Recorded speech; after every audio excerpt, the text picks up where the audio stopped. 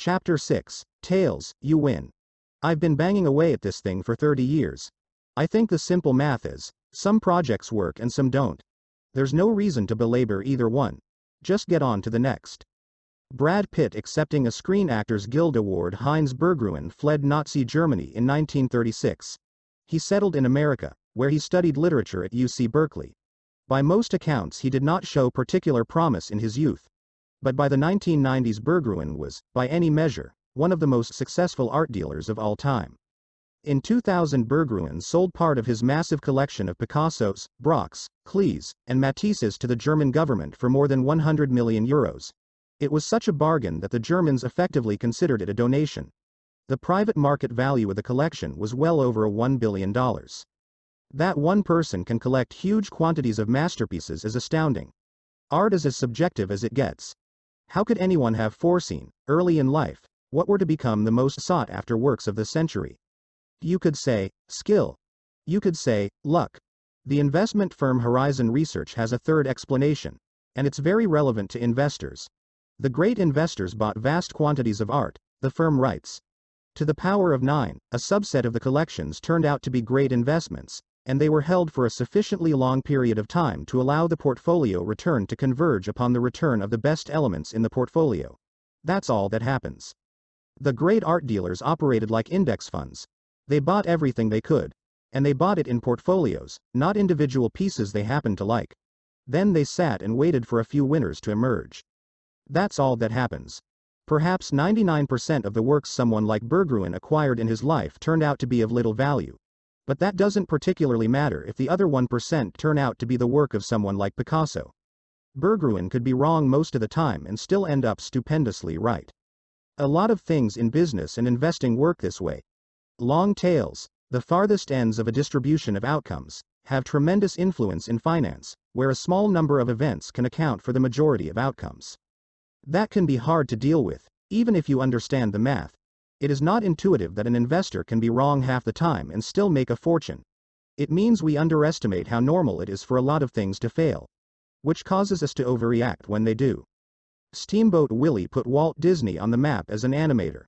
Business success was another story. Disney's first studio went bankrupt. His films were monstrously expensive to produce, and financed at outrageous terms. By the mid-1930s Disney had produced more than 400 cartoons.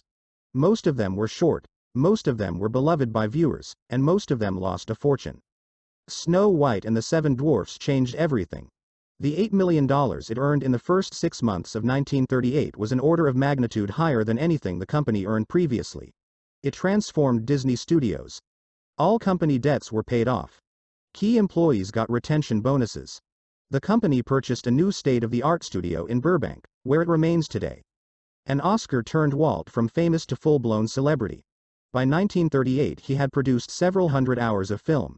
But in business terms, the 83 minutes of Snow White were all that mattered. Anything that is huge, profitable, famous, or influential is the result of a tail event, an outlying one in thousands or millions event. And most of our attention goes to things that are huge, profitable, famous, or influential. When most of what we pay attention to is the result of a tail, it's easy to underestimate how rare and powerful they are.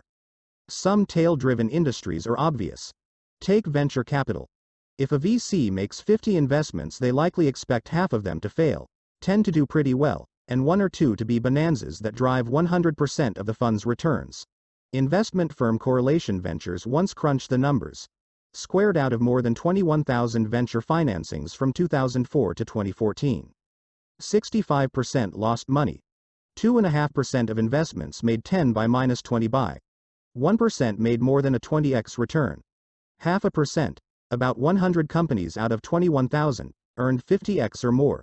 That's where the majority of the industry's returns come from. This, you might think, is what makes venture capital so risky. And everyone investing in VC knows it's risky. Most startups fail and the world is only kind enough to allow a few mega successes. If you want safer, predictable, and more stable returns, you invest in large public companies. Or so you might think. Remember, tails drive everything. The distribution of success among large public stocks over time is not much different than it is in venture capital. Most public companies are duds, a few do well, and a handful become extraordinary winners that account for the majority of the stock market's returns. J.P. Morgan Asset Management once published the distribution of returns for the Russell 3000 Index, a big, broad collection of public companies, since 1980. Squared 40% of all Russell 3000 stock components lost at least 70% of their value and never recovered over this period. Effectively, all of the index's overall returns came from 7% of component companies that outperformed by at least 2 standard deviations. That's the kind of thing you'd expect from venture capital. But it's what happened inside a boring, diversified index. This thumping of most public companies spares no industry. More than half of all public technology and telecom companies lose most of their value and never recover. Even among public utilities, the failure rate is more than 1 in 10. The interesting thing here is that you have to have achieved a certain level of success to become a public company and a member of the Russell 3000. These are established corporations, not fly-by-night startups. Even still, most have lifespans measured in years, not generations. Take an example: one of these companies, Coralco, a former member of the Russell 3000 Index. It produced some of the biggest films of the 1980s and 1990s, including the first 3 Rambo films, Terminator 2, Basic Instinct, and Total Recall. Coralco went public in 1987. It was a huge success, churning out hit after hit. It did $500 million in revenue in 1991, commanding a market cap of $400 million, big money back then, especially for a film studio. And then it failed. The blockbusters stopped, a few big budget projects flopped, and by the mid-1990s Coralco was history. It went bankrupt in 1996. Stock goes to zero. Have a nice day. A catastrophic loss. And one that 4 in 10 public companies experience over time. Coralco's story is not worth telling because it's unique, but because it's common. Here's the most important part of this story. The Russell 3000 has increased more than 73-fold since 1980. That is a spectacular return. That is success. 40% of the companies in the index were effectively failures. But the 7% of components that performed extremely well were more than enough to offset the duds. Just like Heinz Berggruen, but with Microsoft and Walmart instead of Picasso and Matisse. Not only do a few companies account for most of the market's return, but within those companies are even more tail events. In 2018, Amazon drove 6% of the S&P 500's returns. And Amazon's growth is almost entirely due to Prime and Amazon Web Services, which excel for tail events in a company that has experimented with hundreds of products, from the Fire Phone to travel agencies. Apple was responsible for almost 7% of the index's returns in 2018. And it is driven overwhelmingly by the iPhone, which in the world of tech products is as tail-y as tails get. And who's working at these companies? Google's hiring acceptance rate is 0.2%. Squared Facebook's is 0.1%. Squared cubed Apple's is about 2%. Squared to the power of 4, so the people working on these tail projects that drive tail returns have tail careers. The idea that a few things account for most results is not just true for companies in your investment portfolio. It's also an important part of your own behavior as an investor. Napoleon's definition of a military genius was, the man who can do the average thing when all those around him are going crazy. It's the same in investing. Most financial advice is about today. What should you do right now, and what stocks look like good buys today? But most of the time today is not that important. Over the course of your lifetime as an investor, the decisions that you make today or tomorrow or next week will not matter nearly as much as what you do during the small number of days, likely 1% of the time or less, when everyone else around you is going crazy. Consider what would happen if you saved $1 every month from 1900 to 2019. You could invest that $1 into the US stock market every month, rain or shine. It doesn't matter if economists are screaming about a looming recession or new bear market. You just keep investing. Let's call an investor who does this Sue.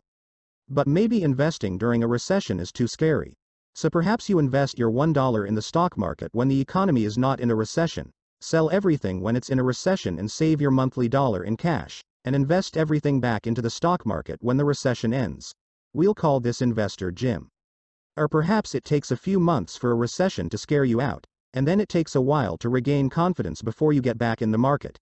You invest $1 in stocks when there's no recession, sell 6 months after a recession begins, and invest back in 6 months after a recession ends.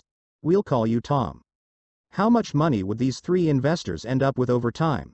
Sue ends up with $435,551.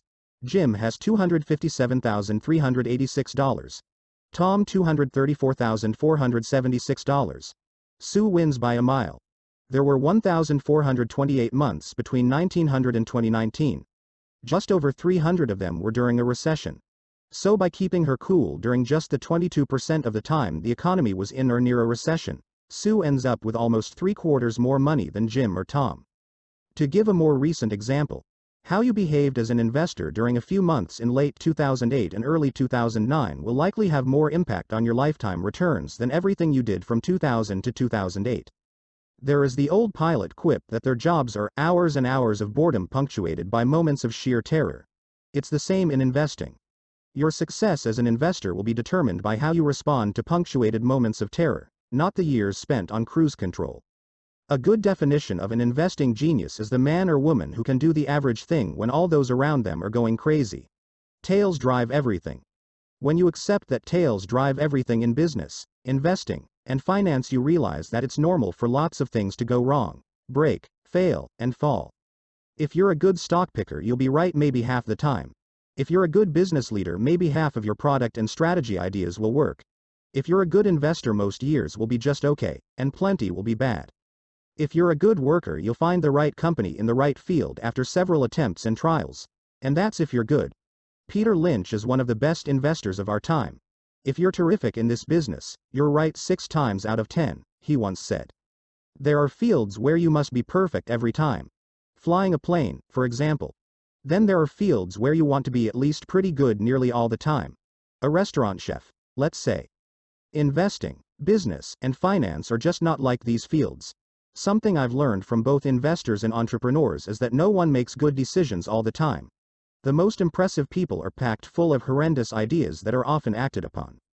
Take Amazon. It's not intuitive to think a failed product launch at a major company would be normal and fine. Intuitively, you'd think the CEO should apologize to shareholders. But CEO Jeff Bezos said shortly after the disastrous launch of the company's Fire Phone, "If you think that's a big failure, we're working on much bigger failures right now. I am not kidding. Some of them are going to make the Fire Phone look like a tiny little blip.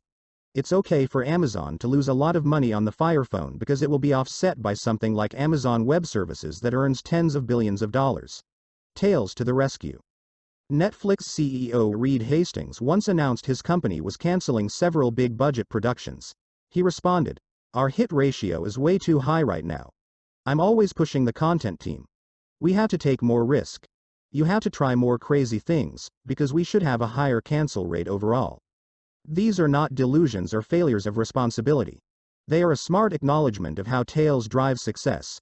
For every Amazon Prime or Orange is the new black, you know, with certainty, that you'll have some duds. Part of why this isn't intuitive is because in most fields we only see the finished product, not the losses incurred that led to the tail success product. The Chris Rock I see on TV is hilarious, flawless. The Chris Rock that performs in dozens of small clubs each year is just okay. That is by design. No comedic genius is smart enough to preemptively know what jokes will land well. Every big comedian tests their material in small clubs before using it in big venues. Rock was once asked if he missed small clubs. He responded, "When I start a tour, it's not like I start out in arenas. Before this last tour I performed in this place in New Brunswick called the Stress Factory. I did about 40 or 50 shows getting ready for the tour." One newspaper profiled these small club sessions. It described Rock thumbing through pages of notes and fumbling with material. "I'm going to have to cut some of these jokes," he says mid-skit. "The good jokes I see on Netflix are the tales that stuck out of a universe of hundreds of attempts." A similar thing happens in investing. It's easy to find Warren Buffett's net worth, or his average annual returns, or even his best, most notable investments. They're right there in the open, and they're what people talk about. It's much harder to piece together every investment he's made over his career. No one talks about the dud picks, the ugly businesses, the poor acquisitions. But they're a big part of Buffett's story. They are the other side of tail-driven returns. At the Berkshire Hathaway shareholder meeting in 2013, Warren Buffett said he's owned 400 to 500 stocks during his life and made most of his money on 10 of them. Charlie Munger followed up. If you remove just a few of Berkshire's top investments, its long-term track record is pretty average. When we pay special attention to a role model's successes, we overlook that their gains came from a small percent of their actions. That makes our own failures, losses, and setbacks feel like we're doing something wrong. But it's possible we are wrong, or just sort of right. just as often as the masters are. They may have been more right when they were right, but they could have been wrong just as often as you. It's not whether you're right or wrong that's important, George Soros once said, but how much money you make when you're right and how much you lose when you're wrong. You can be wrong half the time and still make a fortune. There are 100 billion planets in our galaxy and only one, as far as we know, with intelligent life. The fact that you are reading this book is the result of the longest tale you can imagine. That's something to be happy about. Next, let's look at how money can make you even happier.